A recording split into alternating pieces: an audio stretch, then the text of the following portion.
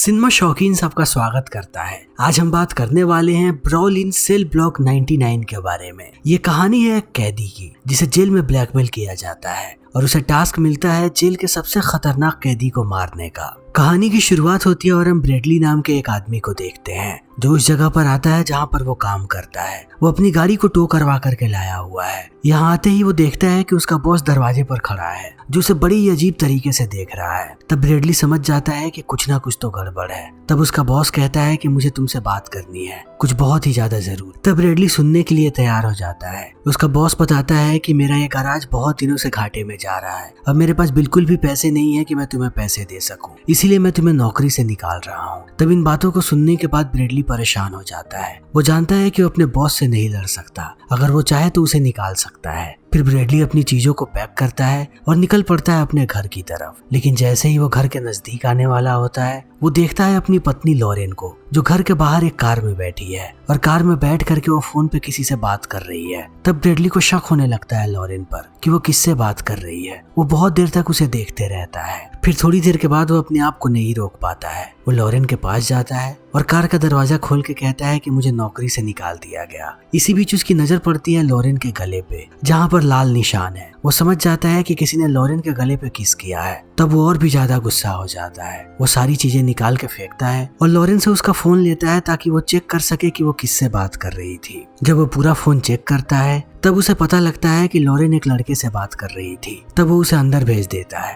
कहता है कि मुझे तुमसे बात करनी है। जैसे ही लॉरेन अंदर जाती है ब्रेडली गाड़ी को तोड़ने लगता है। वो एक एक करके गाड़ी के सारे पार्ट पुर्जों को अलग कर देता है। फिर वो आता है घर के अंदर और कहता है कि मैं जितने भी सवाल तुमसे पूछूं उनका सीधा सीधा सही जवाब देना, एक भी जवाब घुमा फिरा के मत देना। वो लॉरेन से पूछता है कि क्या तुम्हारा कहीं अफेयर चल रहा है। तब वो कहती है कि हाँ। तब ब्रेडली पूछता है कि कितने दिनों से। तब लॉरेन बताती है कि 3 महीने से। इतना कहने के बाद वो कारण बताने लगती है। थोड़े समय पहले लॉरेन का मिसकैरेज हुआ था, तब से वो डिप्रेशन में चली गई थी और ब्रेडली अपने काम में मशगूल रहता था। ब्रेडली के पास बिल्कुल भी टाइम नहीं था कि वो अपनी पत्नी को वक्त दे सके। तब वो और भी ज्यादा अकेली हो गई। उसी वक्त उसकी जिंदगी में वो लड़का आया, तब से वो उसके साथ थी। तब इन बातों को सुनने के बाद ब्रेडली को कहीं ना कहीं एहसास होता है कि वो भी गलत है। फिर वो थोड़ा सोचता है और कहता है कि क्या हम नई शुरुआत कर सकते हैं। अब हम किसी से कुछ भी नहीं छुपाएंगे, जो भी सच्चाई है हम एक दूसरे के सामने रखेंगे। तब लॉरेन मान जाती है। ब्रेडली बताता है कि मुझे अभी अभी नौकरी से निकाल दिया गया है और मुझे इतनी जल्दी नौकरी भी नहीं मिलने वाली है। मेरी बात हुई है गिल नाम के एक आदमी से जो एक ड्रग कुरियर है, वो मुझे भी वही काम दिलवा देगा। तब लॉरेन कहती है कि नहीं, तुम कोई भी इलीगल काम नहीं करोगे वरना तुम बड़ी मुसीबत में फंस सकते हो।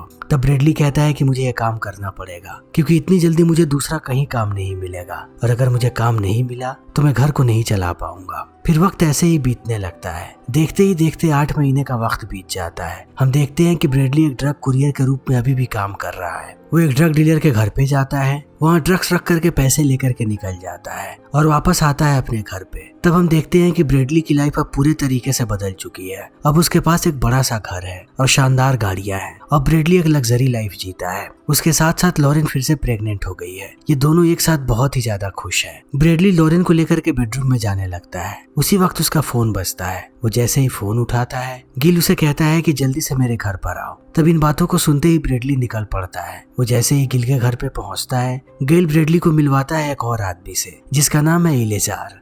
अब गिल इलेजार के बारे में बताना शुरू करता है ब्रेडली को कि इलेजार मैक्सिको का एक ड्रग लॉर्ड है, लेकिन अब वो यहाँ पर भी बिजनेस करना चाहता है। तब इलेजार खुद बात करने लगता है ब्रेडली से। वो ब्रेडली को कहता है कि मेरे बगल में मेरे 2 आदमी खड़े हैं जिनका नाम है रोमन और पेड्रो। ये किसी भी आदमी को मसल सकते हैं।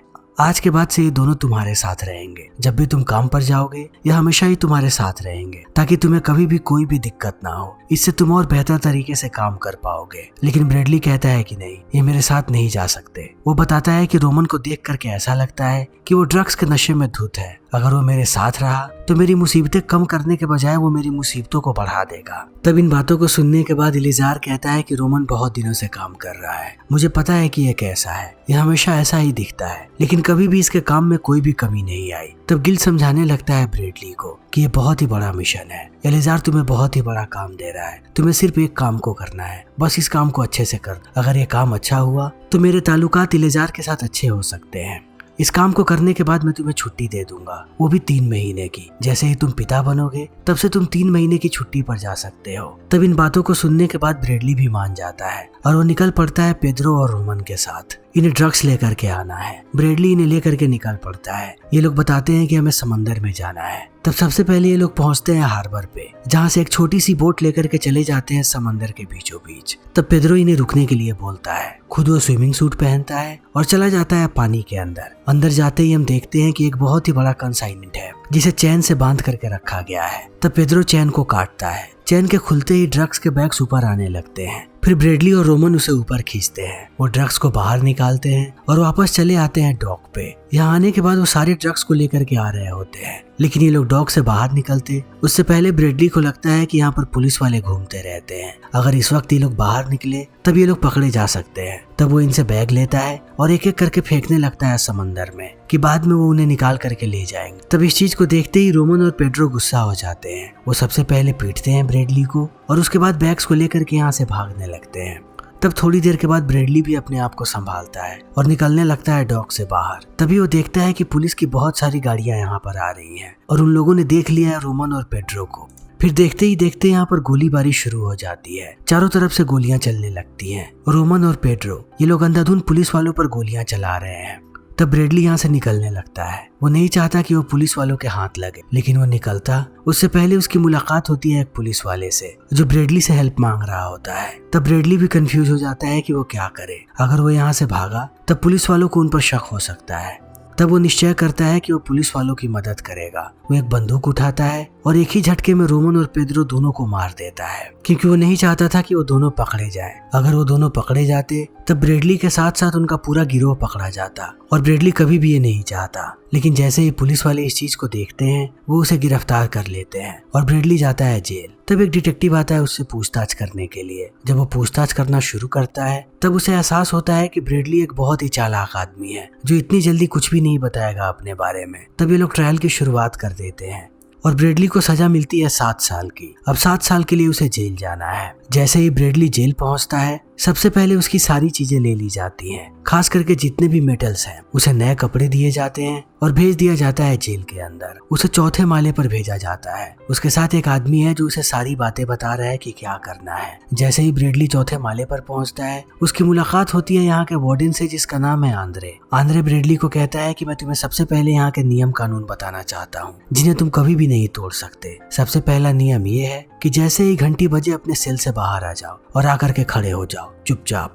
लेकिन ब्रैडली इन बातों को ज्यादा तवज्जो नहीं देता और जाकर के अपने सेल में सो जाता है। तब रात को घंटी बजती है और इस घंटी की आवाज सुनने के बाद सारे लोग आकर के सेल से बाहर खड़े हो जाते हैं, लेकिन ब्रैडली अभी भी सोया हुआ है। तो वार्डन एक एक करके सबकी तलाशी लेने लगता है। तभी थोड़ी देर के बाद ब्रैडली जगता है और उसे एहसास होता है कि दरवाजा खुला हुआ है, सारे लोग बाहर हैं। तब वो आता है आगे और आकर के लाइन में खड़ा हो जाता है, पर आंद्रे ने उसे देख लिया है कि पहले वो वहां पर खड़ा नहीं था। तब वो उसके पास आता है और कहता है कि मैंने तुम्हें सुबह में ही समझाया था, आज तुम्हारा पहला दिन है इसीलिए मैं तुम्हें सजा नहीं दे रहा, लेकिन अगर अगली बार से तुमने ऐसा कुछ भी किया तब तुम्हें पता लगेगा कि हम यहाँ पर कैसे सजा देते हैं। इतने कहने के बाद वो सारे के सारे कैदियों को अंदर भेज देता है। इसी बीच हम लॉरेन को देखते हैं। लॉरेन को एहसास होता है कि उसके घर के अंदर कोई घुसा हुआ है। तब वो बंदूक निकाल लेती है और खड़ी हो जाती है उस आदमी को मारने के लिए। तभी उधर से बेहोश करने वाली एक गोली चलती है और लॉरेन नीचे गिर करके बेहोश हो जाती है। तब ये लोग उसे किडनैप कर लेते हैं। इसी बीच हम ब्रैडली को देखते हैं जिसके पास एक गार्ड आकर के बताता है कि तुमसे यहाँ की एक स्टाफ मिलना चाहती है। तब ब्रैडली पहुंचता है उसके पास।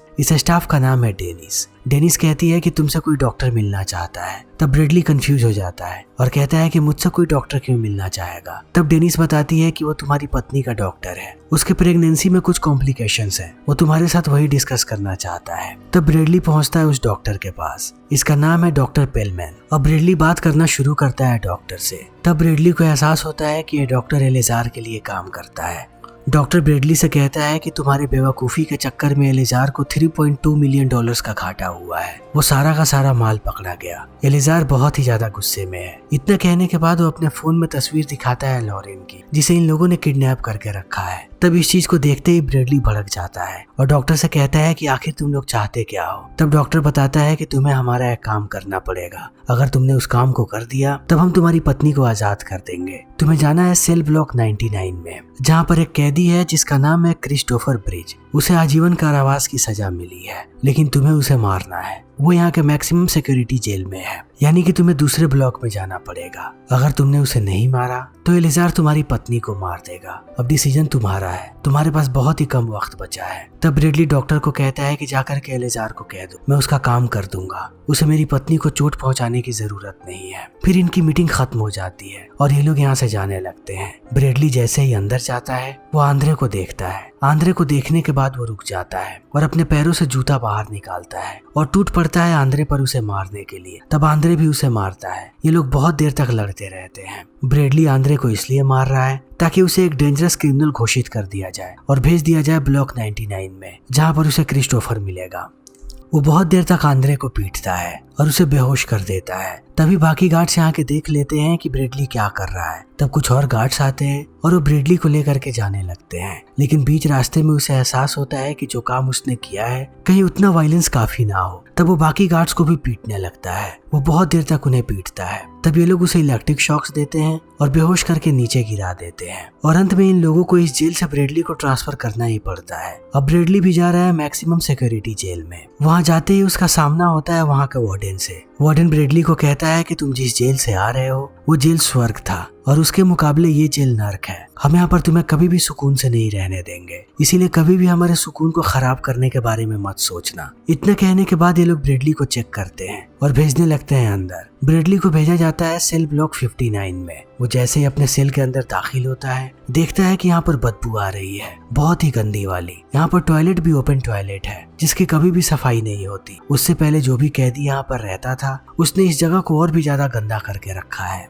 तब ब्रेडली अपने कपड़े उतारता है और अपने बनियान को बांध लेता है अपने नाक पे ताकि उसे बदबू ना आए और सो जाता है। पर सुबह सुबह यहाँ के गार्ड्स उसे उठाते हैं। हर रोज यहाँ के कैदियों को खुली हवा में सांस लेने के लिए 1 घंटे के लिए भेजा जाता है। अब ब्रेडली भी जाता है बाहर जाते ही वो देखता है कि यहाँ के बहुत सारे कैदी एक्सरसाइज कर रहे हैं। तब वो आगे बढ़ने लगता है। इसी बीच उसकी मुलाकात होती है यहाँ के एक कैदी से जिसका नाम है डेरिक। तब ब्रेडली उससे बात करने लगता है। बातों ही बातों में वो पूछता है क्रिस्टोफर ब्रिज के बारे में कि क्रिस्टोफर ब्रिज यहाँ पर कहाँ है। तब डेरिक कहता है कि इस नाम के आदमी के बारे में उसने सुना भी नहीं है। तब ब्रेडली कहता है कि क्या किसी और कैदी को पता होगा उसके बारे में। तब डेरिक उसे मना करता है कि वो किसी और कैदी से बात ना करे, लेकिन ब्रेडली उसकी बात नहीं सुनता। वो आगे बढ़ने लगता है बाकी कैदियों की तरफ और जाकर के उनसे पूछता है। फिर देखते ही देखते वो सारे के सारे कैदी टूट पड़ते हैं ब्रेडली पर ब्रेडली भी उनका मुकाबला करता है। वो एक एक करके सबको मार करके नीचे गिरा देता है। जैसे ही गार्ड इस चीज को देखते हैं वो हवा में गोलियां चलाते हैं इन्हें रोकने के लिए। यहाँ पर वार्डन भी आ जाता है और वो ब्रेडली पर बंदूक तान देता है। वार्डन समझ चुका है कि ब्रेडली कितना खतरनाक कैदी है। ये लोग ब्रेडली को पीटते हैं,